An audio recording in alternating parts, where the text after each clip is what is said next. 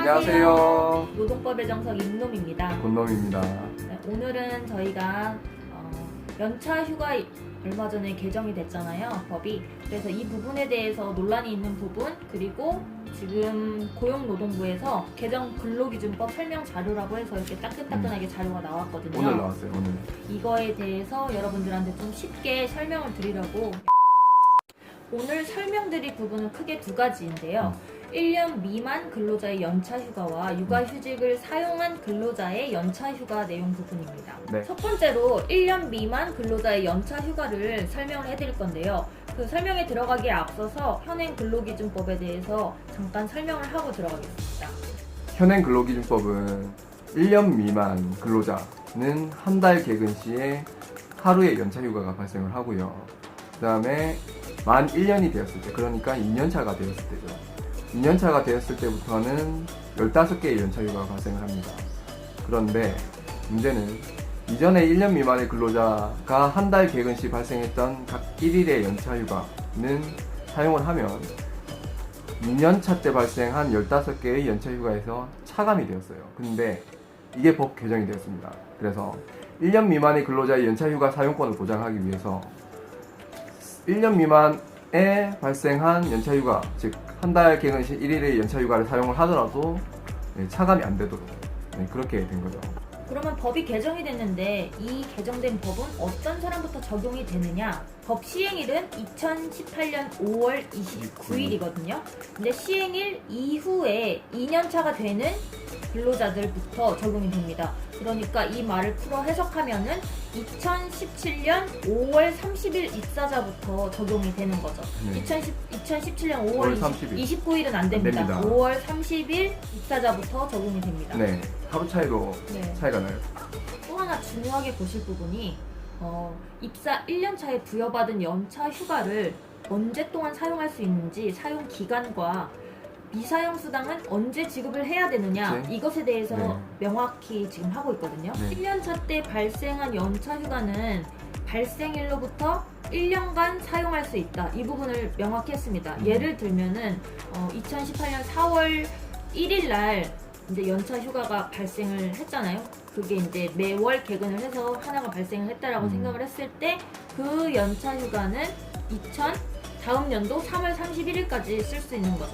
그러니까 1년차 때 매월 발생한 연차 휴가는 그 사용할 수 있는 기간이 다 다른 각각 거예요. 다르네요. 네. 11개 각각 전부 다 다르네요. 네. 그리고 또 하나 이게 왜 중요하냐면 우리가 연차 휴가가 발생한 일로부터 1년간 사용을 하고 사용하지 못했을 때 미사용 수당으로 이렇게 정산을 해주잖아요. 이 정산 시기하고도 맞물려 있는 게 1년 동안 만약에 사용할 기간을 주지 않고 미리 정산을 해준다? 그러면은 이거는 연차 휴가 제도의 취지에 맞지 않는 거죠. 연차 휴가에서 사용할 수 있는 그 권리를 박탈하는 거기 때문에 법 위반이라는 겁니다. 그럼 결론적으로 말씀드리면 1년 미만에 발생한 연차 휴가, 각 한 달마다 하나씩 발생하는 연차 휴가는 사용 시기도 다 다르고 미사용 수당의 정산 시기도 다 다르다는 거예요. 네. 되게 복잡해졌어요. 그러네요. 피곤하네요. 그래서 이 부분을 명확히 하셔야 될 것 같아요. 왜냐면 미리 정산을 해주면은 연차휴가 법 위반이고, 그렇죠. 연차휴가 사용권 박탈으로 나중에 정산을 해주면 임금 체불인 거예요. 한꺼번에 다 이거를 밀어서 정산을 해버리면 임금 체불이 발생을 하는 거니까. 그리고 조금 또 주목을 해봐야 되는 부분이 기간제 근로자입니다. 1년 단위로 이렇게 계약을 하시는 분들이 있어요. 그리고 딱 1년만 일을 하고 나가는 분들이 있습니다. 근데 이분들은 기존에는 만 1년을 채웠을 때 15개가 발생을 하고, 만약에 1년 딱 채우고 바로 나가더라도 15개만 정산을 해주면 됐었거든요. 근데 이제는 1년 미만의 기간 동안 발생한 11개 플러스 만 1년을 딱 채웠을 때 2년차 때 발생을 하는 15개가 추가가 되다 보니까 26개가 발생을 해요. 그러니까 1년만 딱 채우고 나가더라도 연차휴가 26개가 발생을 하고, 이걸 다 연차휴가 미사용 수당으로 정산을 해줘야 됩니다. 그렇죠. 만약에 안 썼을 경우는. 그렇죠. 사용한 게 하나도 없다는 점이에요. 그리고 마지막으로 주로 대기업 같은데 사람이 많은 곳에서는 연차 휴가를 회계연도별로 관리를 하고 있거든요. 대부분 네, 회계연도별로 관리를 한다는 게 무슨 뜻이냐면은 원칙은 근로자 입사일로부터 이제 연차 휴가를 관리를 해야 되고 입사일로부터 1년 된 시점을 판단을 해야 되는데 이제 사람이 너무 많다 보니까 회계연도인 1월 1일부터 12월 30일까지 기준으로 사용식 기간을 딱 정해두고 1월 1일에 전체 근로자에게 이제 연차 휴가를 부여하는 방식으로 관리를 하고 있어요. 이전에는 월에 하나씩 발생한 연차 휴가를 차감하는 문제가 발생을 했거든요. 근데 이제는 차감하는 조항이 삭제가 됐으니까 매월 발생하는 연차 휴가는 그대로 1일씩 이렇게 가는 거고, 그 다음에 회계연도 기준 시점인 1월 1일에는 또 근무 기간에 비례를 해서 연차 휴가를 부여하고, 이게 그러니까 합산이 네, 동시에 가는 거죠. 합산이 돼요. 그렇죠.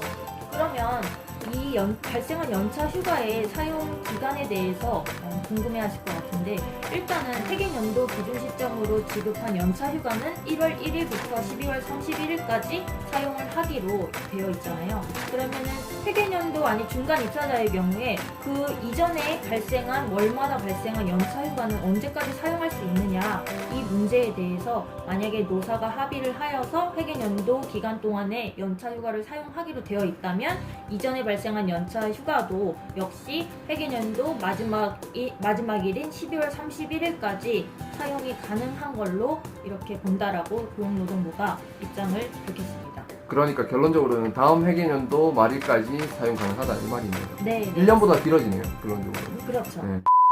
네, 두 번째 주제인 육아휴직을 사용한 근로자의 연차휴가 부분에 대해서도 이번에 법 개정이 있었어요. 이전에는 이게 법으로 규정을 하고 있는 게 아니고 판례로 하고 있었어요. 판례로.